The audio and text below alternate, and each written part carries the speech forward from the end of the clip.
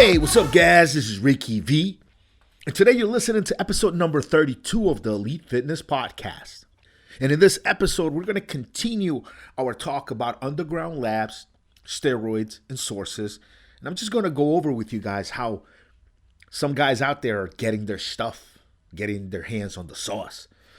Now, I'd like to start off this podcast by telling you that I do not condone the use or sale of illegal drugs.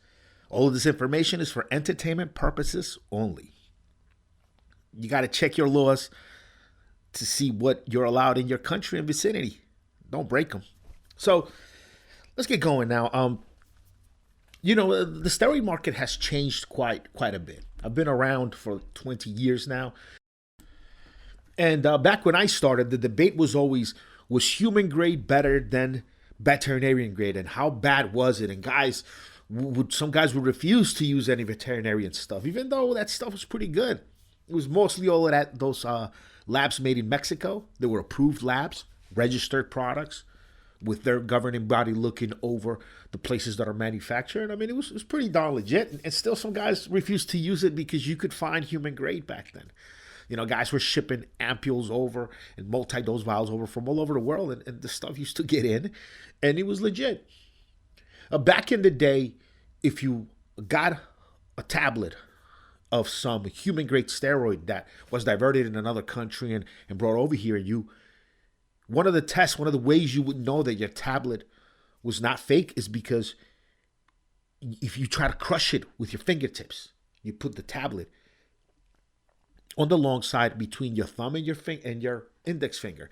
And if you were unable to break the tablet, then most likely, you could, that's a good indicator that this was a legit product.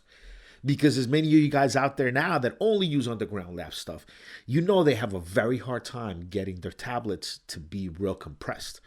Only some of the real top tier of pharmas that I discussed in the last podcast are really able to get tight tablets that won't just crush under the pressure of your fingertips. But now, that's kind of the standard now. I mean, you open up the stuff, the bags, whatever, the tablets are all powdery and stuff, and that's usually what you get in the lower tier stuff now. But pharma, that's one good way to know you weren't getting a bootleg or fake stuff. Another way is the screen printing on the ampules. It would just never scratch off.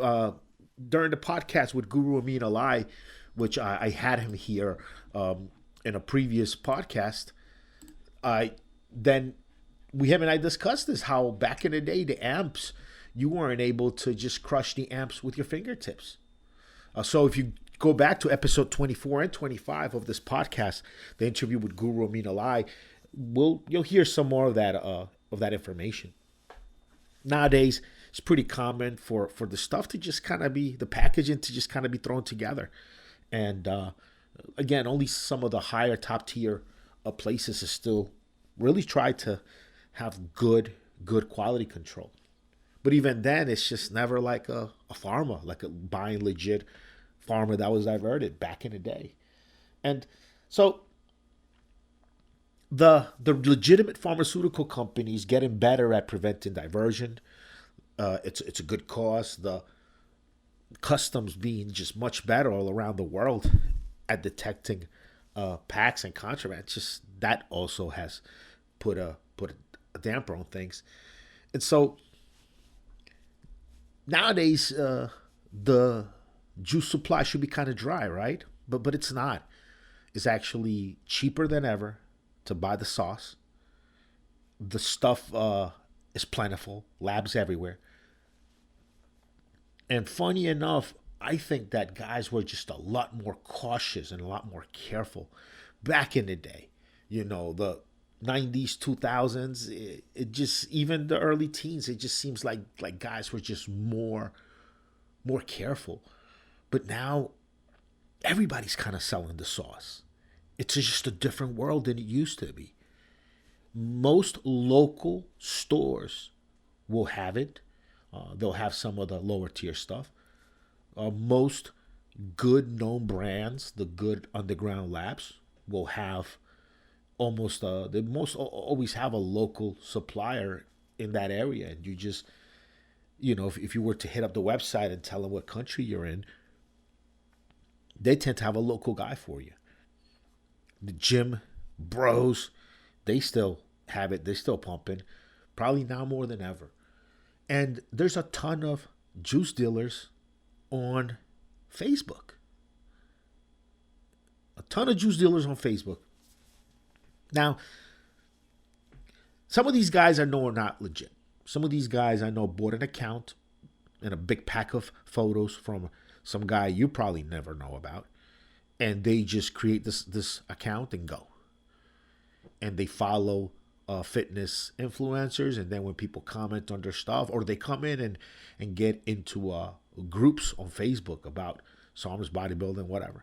And when somebody asks a question, when somebody does anything, they interact with the person and they pitch them the steroids via PM. Now, you really don't have any real idea unless you become good on being an investigator. You don't really have any good idea of knowing if that guy is legit or not. I mean, you could be talking to some guy scamming people out of India or Bangladesh or something, just catching wires and Bitcoin transfers all day long and never shipping anybody anything. But on his Facebook, he looks like a big fucking brawling guy, and there is steroid vials and updates in his pictures, and he'll post steroid vials, and then it's a picture of him eating breakfast in the morning. Then he'll post more steroid vials, and then there'll be another picture or a little video of him training. They'll make it look legit. They really they've gotten good at doing that. It's surprised me a lot. But at the end of the day, you never really know. So I think it's a lot easier to get scammed and fooled on Facebook, because the scammer is kind of just posting pictures and making everything look organic. I mean, look, it's a full-time job for these guys. So, you can bet that dude is sitting there writing all this stuff out for maybe a couple of profiles he uses to scam people out of their Bitcoin. One of the reasons forums are way better than Facebook to find a source is because you get real reviews real time right away. You don't really know how many of these Facebook guys have real reviews. I mean, you'd have to sit there and really watch them interact with a lot of people, with a lot of different people, dozens of them, and see that they're actually commenting, that they're actually they're not just other people trying to become influencers that comment, but they're actual customers that have gotten the shit, gotten the stuff, and they're happy with it. And not just one or two guys. Like, due diligence is a must here, because you'll lose a lot of money real fast on this Facebook, cats. It's just, Facebook's made it harder than ever now for you to create a second account. Just you out of the blue create a second account in your house and your devices. Some people get lucky, but it's tough. It's not easy. But they've gotten even, the scammers have gotten even better. Now you can go on certain Facebook forums and buy accounts, buy aged accounts. And depending what you need it for, they might have it for you. The pictures, they'll show you the guys. We'll have a guy in glasses and such. And if you want to scam pretending to be some kind of lab tech or some kind of guru or something, then you could start using that guy. Add in some mentions of the business, and the pictures will date back. These guys age these accounts over time, so you could go over to the profile and look at the pictures and say, oh, this dude's been posting content for 5 years. Well, some guys that figure it out and are able to kind of age those accounts by adding pictures and adding little things up until they find a buyer, they could easily run a dozen accounts, and every other day they're uploading pictures to each one of them, just because they know when the account has aged a couple of years, they can find a buyer. I know it sounds like real complex stuff, guys, but I'm trying to make you understand that you got to be real careful with these social guys. Scammers have always been in the business. I mean, even back in the day when guys were trying to buy pharma and trying to buy vet grade, and UG really underground lab didn't really exist the way it does today, not like almost at all. What was it back in the day is in the early 2000s, as underground as you could get is buying legitimate Finaplex H pellets from the vet place and then extracting trembolone. That's about as hardcore, nasty as underground as you got. And even then, there were always scammers. There's always been scammers in the juice business because every time laws create a black market, then a lot of criminals come into play, and criminals will do whatever. So back in the day, the way they used to scam is they would just not send you your shit. A guy might set up somewhere, ship some things to build a little bit of confidence, but for the most part would just take a lot of money, a lot of orders all at once, and then bounce. Just be gone with the money. Just be gone with the money and say, fuck it. And that happened a lot. I think all of us got scammed at some point. But now, because underground labs are so prevalent, because almost everything is UG, then sometimes they'll send you stuff that's just worthless. It doesn't have the compound in there that you paid for. And most people aren't smart enough to tell. If you order and pay big money for Anavar tablets, and they switch it out for a little bit less Turinabol, I mean, unless you're using a kit to test it, you won't really know. You'll get good results. You won't gain any water retention. There'll always be a little bit more water retention with something like Turinabol than Anavar, if any at all.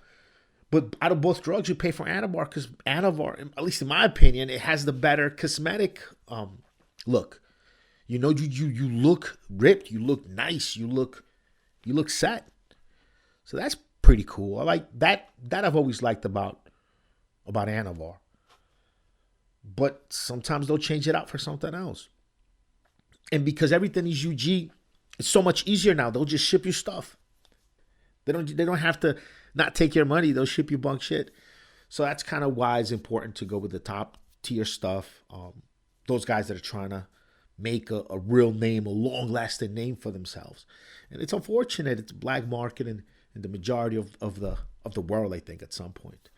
And what we're trying to do is just enhance, just look good with our shirt off and keep it moving. But apparently that's going to be a crime in some places. So don't break your laws. I'm not condoning the breaking of any laws anywhere in the world. But that's kind of how it is. So I guess that's all I have to really tell you about Facebook, guys. The reviews just aren't there. The just aren't there. But you can find a source on a forum and you go check that source out in a couple of forums. That way that it's not just one place pumping them.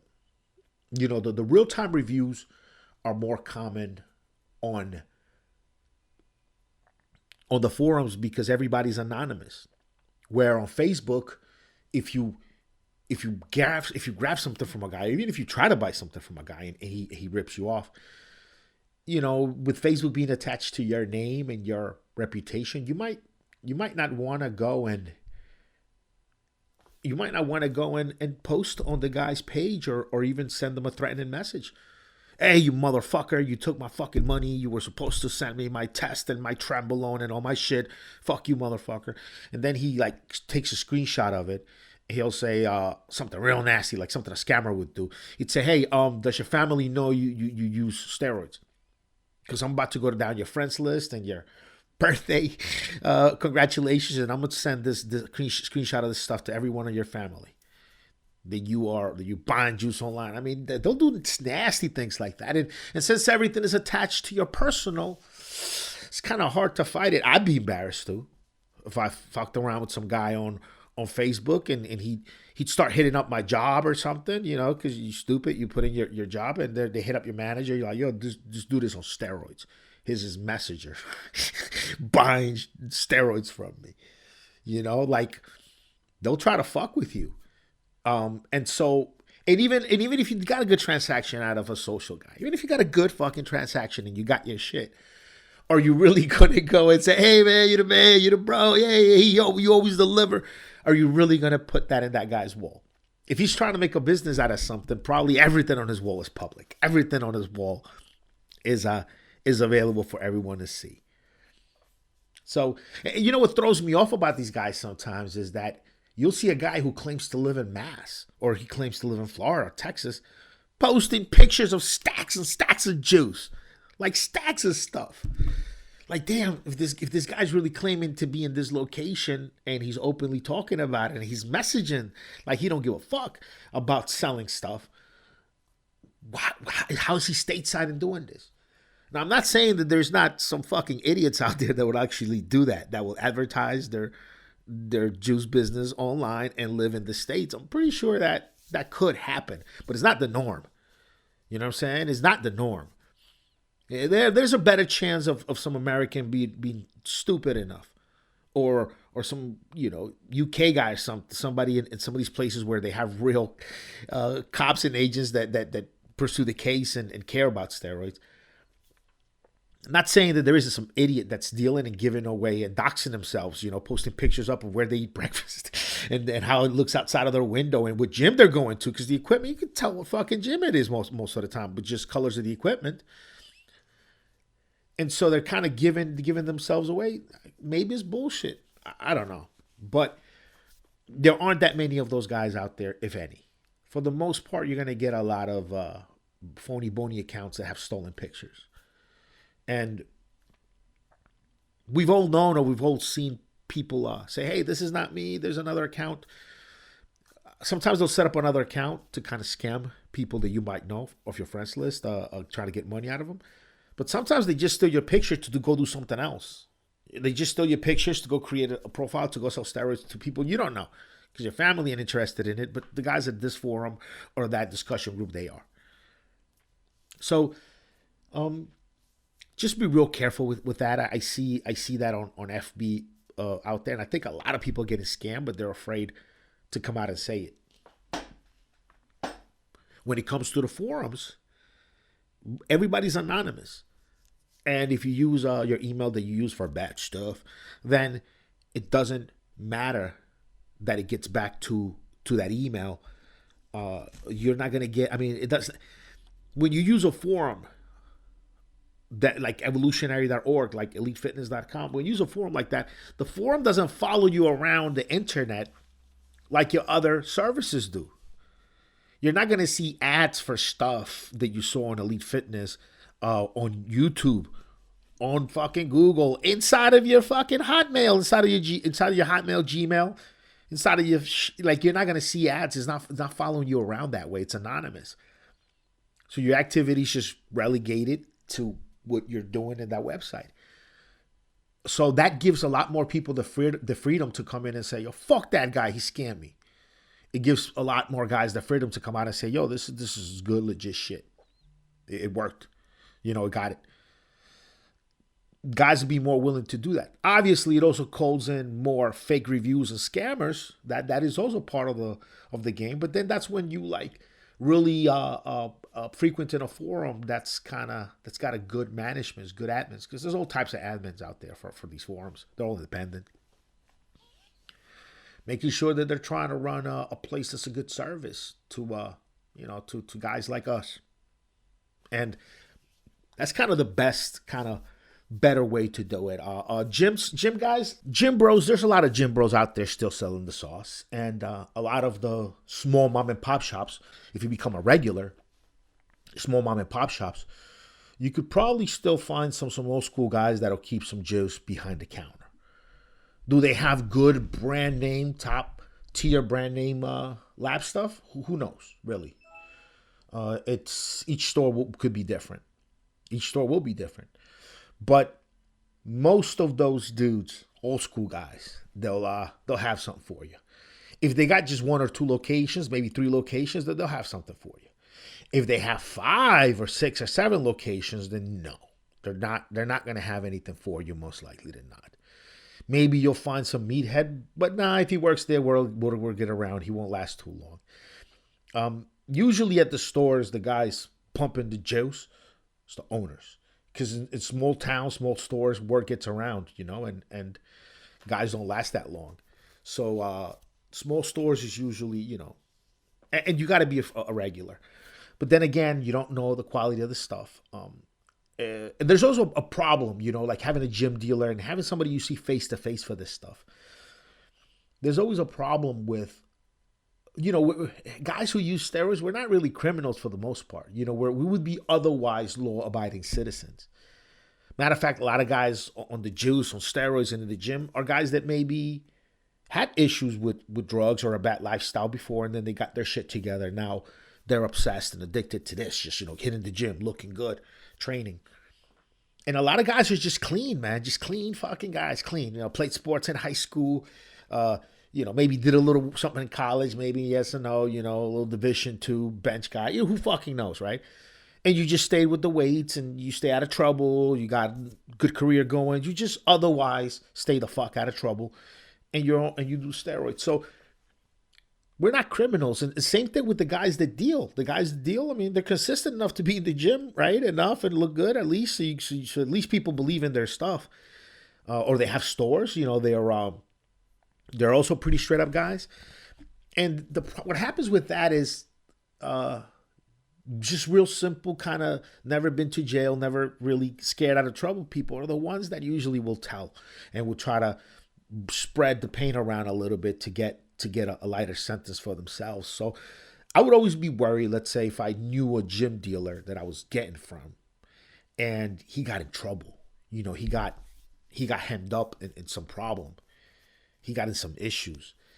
And then he might know something about me, or he might set a trap. And there's a trap that your dealer could set on you anywhere you are. He might say something like, or send you a text or in a call, depending on your state, whatever they're recording you. I don't know. Maybe he says, that this guy buys a lot and they get a warrant, start recording you. And he'll say, hey, man, I need to re-up. I need to pay for some stuff. Let me borrow $1,000. Let me borrow $500. Let me borrow $2,000. I'll re-up and I'll get you more order. I'll do something. I'll get more stuff. I'll buy more shit. Let me borrow the money to buy more shit, to buy more product or something along those lines. And you're like, yeah, sure. I'll let you borrow it. Boom. Like you just, by doing that, by actually borrowing money to someone that is telling you this is what I'm going to use it for. I'm going to use it for something that'd be against the law. Now let me borrow it to go do that. And you're just a buyer. Maybe you become friends with the guy. Maybe he fucking spots you on your lift. And then you hit your PR. Maybe you go in there, you get some fucking trend, some shit from him, some trend, some Dianabol, some testosterone. And you go and you hit a PR and he's spotting you. He's like, you the fucking man. You're like, yeah, my first time putting this much weight on the bench. Oh, you're feeling good. Your stuff is great. Next thing you know, you're friends with the guy. And one day he gets hemmed up. And he might throw you under the bus and say, look, this guy. And that is a trick. It's a trick it's happened. Guys who buy drugs, their dealer will bring some other kind of business deal into it. Now you go from just being a buyer and addict to now you're funding the operation. Now you become, it's a higher level of a crime if you do something like that. That, or they might know something about you. Maybe you deal weed or something, and he's the steroid dealer. Who fucking knows? Who the fuck really knows? But that always catches me, makes me a little bit nervous about face-to-face gym people. They might have issues, word gets around. They might have some issues, and they might just throw you under the bus somehow. They might not. They might be stand-up guys, and they'll just. They'll take it. They'll just fucking go. They'll just take their time and not try anything. But then again, you never kind of know. So I'd be real kind of weird and a little careful about the guys that you see face to face. You know what I mean? And some of you guys out there, you have your guy. Could be your coach. The guy you're paying for your stuff. He gives it to everybody. Well, just remember what I said. If you ever get that weird ass fucking call. Asking you to buy big bulk or asking you to borrow money or any of those things, like something out of place like that, you just got to be careful. We're not criminals out here, really, guys. Just this lifestyle will make you criminal in many countries across the world. So since this might be the one person or the one or two people you're doing some sort of criminal shit with, you got to just keep them at length. None of that borrowing money shit. None of that hanging out outside of maybe just running into them at the gym. None of these favors. None of this take me here, take me there. None of this shit. Once this is the only illegal thing you're doing, and you got some gym dude, you don't fucking let them know about your personal life. You don't lend money. You don't go. You don't give rides. You don't accept packages for anyone. You don't deliver package. It's just a completely different fucking person to you. Maybe your other friend, this kid you knew from high school, he calls you up. I'm in a jam. Help me out. You fucking run. I'm in a jam. Help me out. You know, my car's broken down. Tire blew. I don't know what to do. I'm far away. You know, come through. You know, you do whatever, right? Because there's no shadiness going on. But if it's your gym dealer or your dealer buddy, like you gotta just treat it with respect. You know, again, ideally, you wouldn't have anybody in your town that even knows where you get your shit from if you really get it. You wouldn't be plugged in like that. You know, you just wouldn't do it. You'd be real anonymous and get some mail order, really anonymous mail order, and be done with it. You know, don't be handing cash to someone and in a parking lot. Like, it's just a lot. Don't Zelle people. Now people are fucking buying and selling drugs with Zelle. Imagine that shit. You know, just all of these things, man, just all of this shit, just change it up. You know, you gotta be real careful. So, those are kind of the do's and don'ts. And the reason why I give you the do's and don'ts is because really once you start looking, you're going to get offered steroids everywhere. On social, at the gyms, at the stores. Like once you start really looking for them and you start looking the part, like you don't look like, if you look like you just started 1 or 2 years ago, like you really just got started, there's a good chance some of the old school guys, store owners and stuff, they might not give you anything because you just started. You haven't earned it yet. You know, that kind of thing. Like a being real to the lifestyle kind of thing. So they wouldn't even offer it. You'd have to be like an old lifter, you know, someone who's already like looks the part, who's been doing it. Maybe you're already buying juice elsewhere. And when you go in there, you could tell you're fucking juice to the gills. So he knows you're already buying. He's just got to bring you his way. But like you're set, like you're doing what you're doing, you know. A lot of times they just won't offer it to some of the guys that they don't think has earned it. So you look the part and you start looking around for it. Gyms, stores, online, Facebook. You join some of these groups. You start talking about cycles and stuff on some of these Facebook groups that last a few months before they all get shut down. You start looking, asking, you shall receive. You look and you will find. All right, guys, so that is it for this little 2-part series all about the underground steroid marketplace. It's just good information for everybody to know out there, and you're really not going to find this information anywhere else. So join me again next week for another great episode of the Elite Fitness Podcast. Now, remember, guys, I am not a doctor, and none of this is legal advice. So this is not medical advice or legal advice. Do not take any steroids or any drugs or engage in any kind of training regimens or supplements without speaking to your doctor first. And do not break the laws. Consult a lawyer about your local laws in your country, state, region.